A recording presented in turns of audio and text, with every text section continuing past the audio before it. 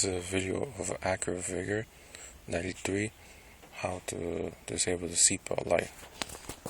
I'm going to turn on my keys. You can see that my seatbelt light is off. And I don't have the seatbelt on. So, this is a very easy process. On my car, all you have to do is there's two wires connected to the seat belt.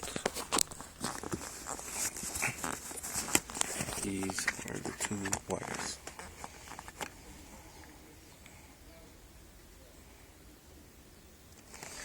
They connected to the seat belt into here.